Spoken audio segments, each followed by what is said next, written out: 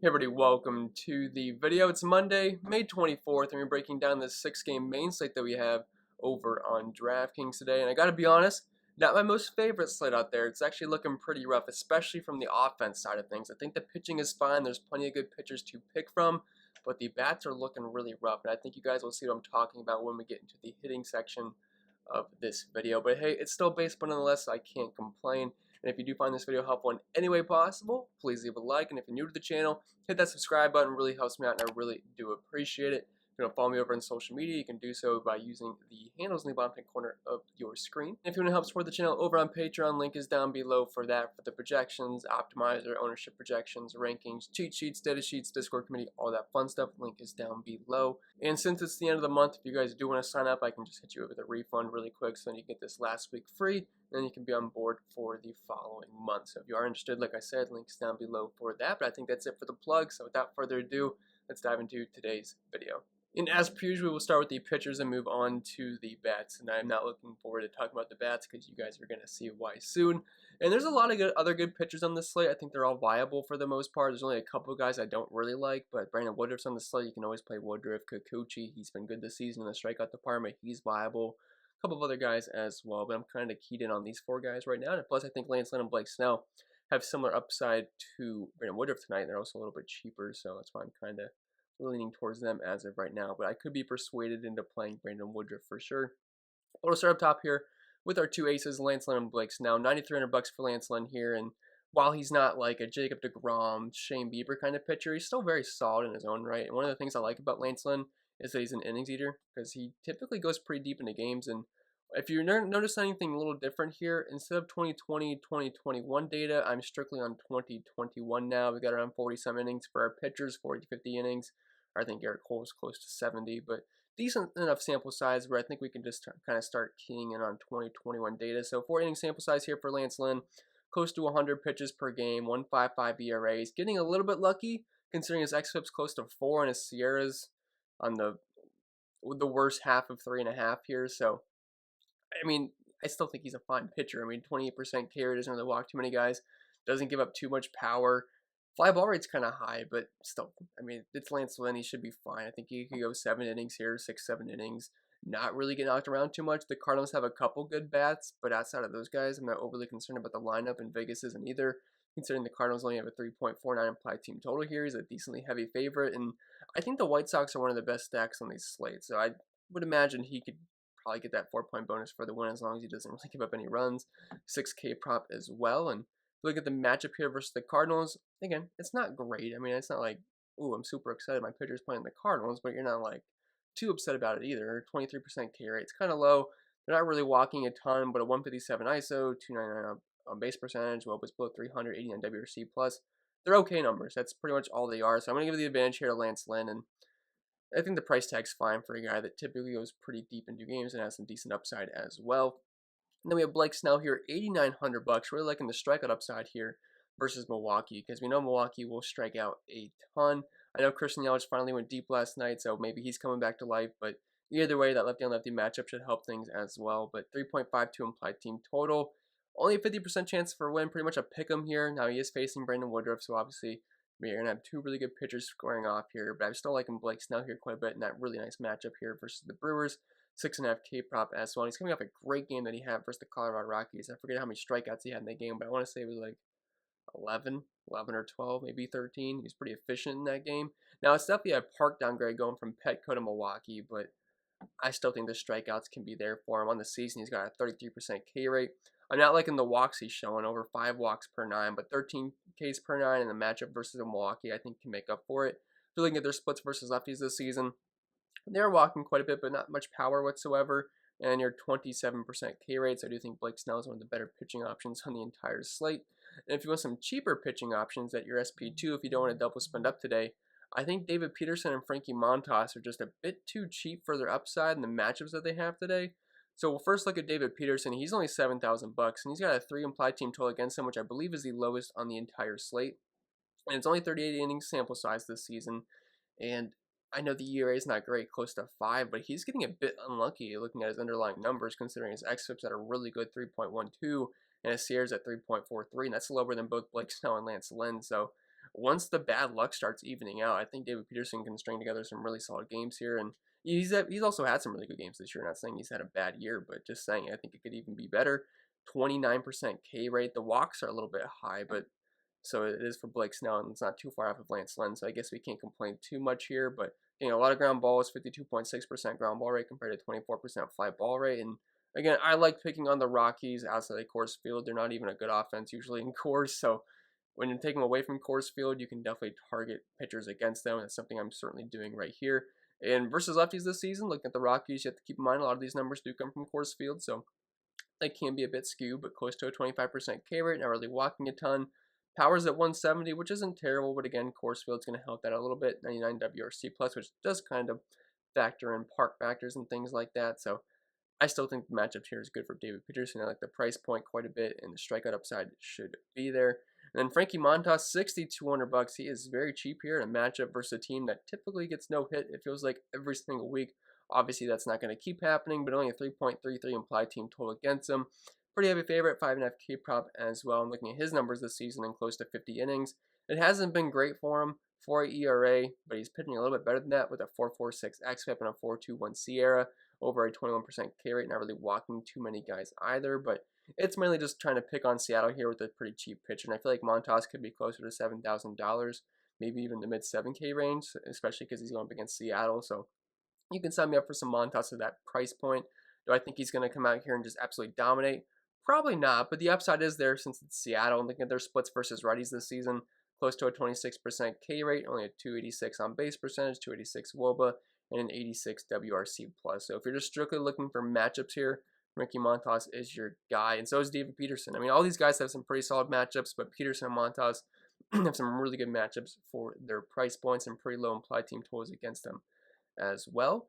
And that's pretty much it. I want to talk about pitchers, so I think we can move on to the bats now, unfortunately, because if you guys remember what I was saying earlier, there's just a lack of good bats today. It is pretty rough. I think the highest implied team total on the entire slate is 4.51, and that's the Chicago White Sox. And outside of that, we're talking about low fours, really, and threes. And we saw earlier from the pitchers, a lot of teams in the threes. So, yeah, not a great slate for the bats. I honestly think it's the worst one of the entire year, so it's going to be kind of hard picking an entire team here. Like, the pitchers feel good when you put them in, but the bats are just a little bit rough. So we'll start with the catcher position, move around the diamond, hit the outfield as well. And up top, we have a spend-up option on Yermin Mercedes, $4,900. You could also look at his teammate Yasmani Grandal as well. But anytime we're facing a lefty, the White Sox are always of interest to me because a lot of these guys on this team hit lefties very, very well. They're one of the better teams in the league versus lefties since last season. And Mercedes has been dominant this year in 156 plate appearances, batting .354 with over a 400 WOBA, close to a 200 ISO, 165 WRC plus.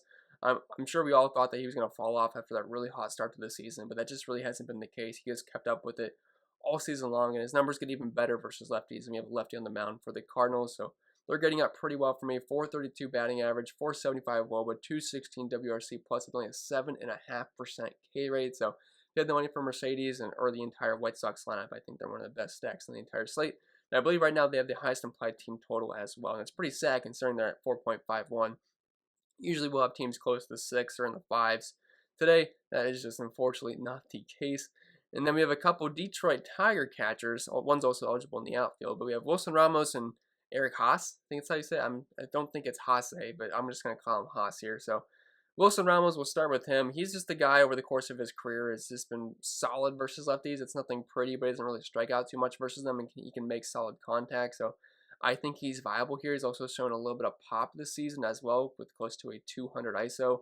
Now, if we're looking specifically at lefties, it hasn't been very good for him. He's actually been a bit better versus righties, but it's still only 29 plate appearances, so I'm not willing to put too much into that. So I think Ramos is fine. And you know it's a bad slate when the Detroit Tigers are looking like one of the best stacks in the entire slate. Usually the team we pick on the most, but I think they're actually one of the better stacks, which is unfortunate for me to say considering I'm an Indians fan, but I know this guy's just really not that great. I think it's Hentages. I think it's how you say his name. I'm butchering that. I do apologize, but I do think he's not going to have a great game today, and I do like the Tigers quite a bit. Then Eric Haas, $3,400. Much smaller sample size, but he's actually been hitting the ball really well this season, considering he's batting .333 with a 420 WOBA and close to a 300 ISO with an OPS close to 1,000. 25% K rate, he hasn't walked yet, and it's a very small sample size, so I'm not going to put too much into it, but I think we can definitely use the righties here versus Hentages, and I think that's how you say his name. I apologize if I'm butchering it. But the Detroit Tigers, they have been terrible versus lefties this season. I think they have the highest K rate in the league and just some of the overall worst numbers. But when there's a bad pitcher on the mound, I can have interest in just about anybody, and that's the case here for Detroit today. Dropping out of first base, we have Trey Mancini, $5,500. I think they're also one of the better stacks in this slate. I think the White Sox, the Orioles, and the Detroit Tigers, which is an interesting bunch, I think this is like the 3 top teams. Obviously, there's a couple of other squads that are okay, like the Minnesota Twins. I'm trying to see if I have anybody else on this sheet here. I think it's pretty much all Orioles, White Sox, and who's the other team? Oh, the Tigers today. So I have a couple Oakland bats listed, but it's pretty gross out there. But anyway, Trey Mancini, he's been on fire recently, and so far this season, he's just been playing very, very well. Close to 200 plate appearances for him, batting .275, 246 ISO, 140 WRC plus, and it's a pretty good matchup here versus Matt Shoemaker.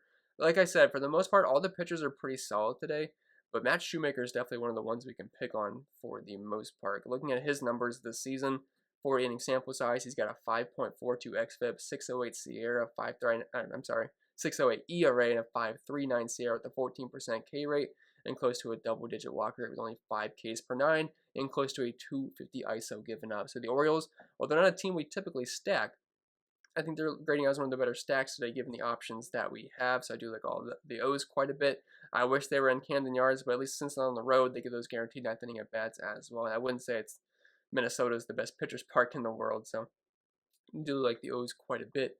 Jose Abreu, $5,100. I know he's a bit expensive, but I do like all the righties here versus Kim. And over the course of his career, he's been great versus left-handed pitching, and he's kind of backing it up this season. If you're looking specifically at lefties, he's got a 424 ISO with a 437 WOBA, batting average at 273, just some overall really good numbers with a near 50% fly ball rates. I do like Abreu if you are stacking the White Sox, or if you just want to throw him in cash games as well, I wouldn't be against that. And then Miguel Cabrera, $3,400. I know he's old and washed, but he's got a little bit of pop in there versus left-handed pitching. Looking at his numbers this season, we're dealing with small sample size, and I know it's not pretty. It's a 107 ISO with a 250 batting average and a 31% K rate, but again, it's a bad pitcher on the mound for Cleveland, and I think Miggy's got a little bit something left here for a lefty, so I don't hate him if you are stacking up the Tigers. Then dropping out of second base, he's also eligible at first base as well, but we have Jonathan Scope, $3,300. The numbers have been very poor for him this season, as have pretty much all the Tigers this year, considering we always pick on them with pitchers for the most part. He's only batting .210 with a 53 WRC plus this season, but he's got some pop versus lefties as well. And then Chad Pinder, $3,200. I don't really want to pick on Kikuchi, but like I said, guys, we have very limited options, so we have to do some uncomfortable things. He's also eligible in the outfield. But so far this season, Pinder's not been too bad. It's only 35 plate appearances, so it's a lot less than other guys, but batting close to 300 with around a 300 ISO and a 600 slugging. He is striking out a ton, but a 54.5% hard contact rate. And if we're going to use anybody versus Kikuchi, I guess I would prefer the righties here. I don't like picking on Kikuchi. I think he's a very solid pitcher, and I think you could even make a case for playing Kikuchi today. But if you want a cheap second baseman or outfielder, I think Chad Pinder is solid, hitting in the middle of the order. The Nick Madrigal here, $3,000, should be hitting near the top of the order considering there's a lefty on the mound. And if you're just looking for cheap exposure to the White Sox, who currently have the highest implied team total in the slate, I think Madrigal is a fine option. The numbers won't wow you, but he does hit for a pretty high batting average despite the power being pretty low, but you can't be too picky at $3,000. On Moncada, $4,700. I prefer him versus right-handed pitching because if you break down his splits, he's always been a little bit better versus righties compared to lefties. But so far this season, not having a terrible year, just doesn't really have too much power yet. But 285 batting average, 366 WOBA, 406 on base percentage. Striking out quite a bit, but he's also walking quite a bit as well. So I guess he kind of makes up for it there. But prefer him versus righties. But if you're just stacking the White Sox, Moncada's in a prime spot in the order. He's always got some upside as well. Josh Donaldson, $4,400. This is the first Minnesota Twin we talked about. But if you are going to use the Twins today, who I don't want to pick on John Means. I know he had a no-hitter recently, and the guy's got like the best changeup in baseball right now. But it's just a hard guy to stack against. He will give up a little bit of power versus right-handed pitching, but he's just a very good pitcher. He's got a high strikeout rate and just has looked overall really, really good since like late last season. But if you are going to use anybody versus Means, I would prefer the righties. So guys like Josh Donaldson, Mitch Garver, Jorge Polanco, Nelson Cruz, I think are all viable options here. Even though it might not look like the greatest thing in the world stacking against John Means, but they should be a decent contrarian option here. And their team total right now is only .01 off of the Chicago White Sox, and I assume the ownership's going to be a bit lower. So I don't hate Donaldson for a guy that's got around a 200 ISO this season. Then Maikel Franco, $4,000. Does he grade out super well for me? No, this season he's batting below 200, and that's with a near 200 plate appearance sample size. He virtually has no power either, and I prefer him versus lefties. But Matt Shoemaker is one of the best pitchers to pick on in this slate. I do like the Orioles quite a bit, and he should be hitting near the middle of the order, so I think Franco is fine in full stacks. Then dropping down to shortstop, we have Tim Anderson, $5,900. Not much power this season, doing his typical Tim Anderson thing where he's hitting for a pretty high batting average, close to 300 this season. But only a 139 ISO. I'd like that to be a little bit higher for a guy that's nearly $6,000. But if you are stacking the White Sox today, personally, I think they're the best team to stack. I mean, there's some other teams that are very, very close. I think the Orioles are right there with them. But as of right now, I'd say the White Sox have the advantage for me, considering how good they are versus left-handed pitching. So I do like Tim Anderson quite a bit. Nico Goodrum, $4,000. He's been really bad this year, but over the past couple of seasons, he's actually had some really strong splits versus left-handed pitching. So I think he's just part of that Tiger stack that I think is a little bit interesting today. Then Freddie Galvis, $3,500. Again, like the Orioles here quite a bit, and shortstop's not a very good position today. So if you just want to take the cheap option here with Freddie Galvis and just get a piece of that Orioles stack today, don't think that's a bad thing. Plus, he hasn't been bad this year. He's actually shown some decent pop. Now, the batting average isn't the greatest thing at 258, but that's not terrible either for a guy that's $3,500. But he's got an ISO above 200 with a slugging near 500 this year. And he's only striking out 20% of the time. I know it's not like elite, but it's not terrible either. Like Nico Goodrum's at a 37% K rate this year. Chad Pinner's at a 37% K rate. So 20% is not terrible. Freddie Galvis, and I do like picking on Matt Shoemaker. And then dropping down to the outfield, Nelson Cruz, I kind of already mentioned him when I was talking about Josh Donaldson. But if you're going to use anybody versus John Means, use these power righty bats, and we know Nelson Cruz always crushes left-handed pitching, and he's backing that up once again. This season, the numbers aren't as good as they typically are, but it's still early in the season. It's only been 51 plate appearances for Nelson Cruz, but a 340 batting average is amazing. I just meant in the power department, 213 ISO, which is still very, very good, but sometimes it's not surprising when you see that close to 300 and 400 for Nelson Cruz. So I like him quite a bit. He is striking out a little bit more this season, but still, he's got some of the most power in the world versus left-handed pitching. Then Robbie Grossman, $4,700. It feels really gross, no pun intended, to spend nearly $5,000 for Robbie Grossman. But relative to this slate, again, like I said, the Tigers, I would say, are one of the best teams to target today. And Grossman's not been bad this year. He's batting 260, 171 ISO, 383 on base percentage with with a near 130 WRC plus with a 15% walk rate, 50% fly ball rate. So those are some pretty good ratios. Not really hitting the ball too hard, but I pretty much like all of the Tigers here for the most part. And Cedric Mullins, $4,100. Probably going to end up being one of the more popular plays on the entire slate. He's been playing very good baseball this season. Should be leading off for the Orioles. You get the lefty-on righty matchup here. He's shown plenty of power this season. Matt Shoemaker is a guy that gives up plenty of power. So Cedric Mullins, $4,100. I would have to say will be one of the more popular plays in the entire slate, and I can definitely get behind that. Austin Hayes, he's shown some decent power this season. Not a guy that's going to hit for a high batting average, but he does have a 210 ISO this season with close to a 500 slugging.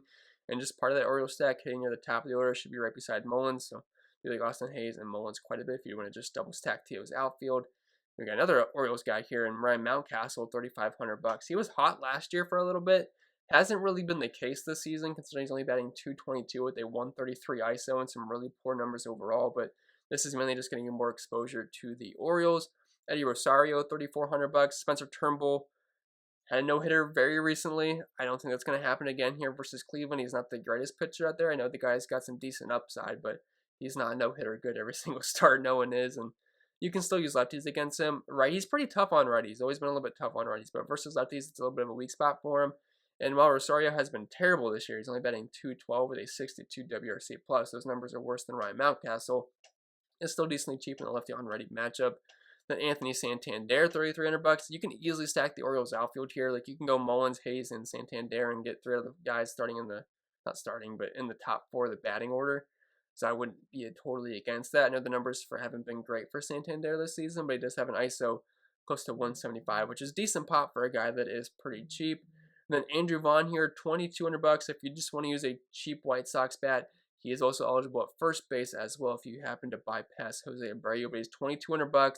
He's got some decent pop versus lefties, even though he hasn't really been showing it yet this season, but I still think the best is yet to come for Andrew Vaughn. So nearly bare minimum here for the team with the highest implied team total on the slate. I don't think you can really go too wrong with wanting to play Andrew Vaughn if you're just looking for a cheap value play, because he is the cheapest bat that we've talked about the entire video. With that being said, guys, I think that's going to be it. So if it was helpful, make sure you guys leave a like. I apologize, the bats weren't super exciting to talk about today. This has to be the worst slate for the bats I have ever seen. So hopefully one of these teams pop off and it's just not a low-scoring day overall, because those are never fun days to watch. But if you want to follow me over on social media, you know where to find me. Pennell16 on Twitter, cpen16 over on IG. If you want to help support the channel over on Patreon, if you sign up today, I mean, I can give you guys a free week considering it's near the end of the month, and I want you guys to really get like double charged, so you can get the last week free, and then you can just hop on board for the following month. But you get the projections, optimizer, ownership projections, rankings, cheat sheets, data sheets, Discord community, all that fun stuff. Like I said, link is down below. But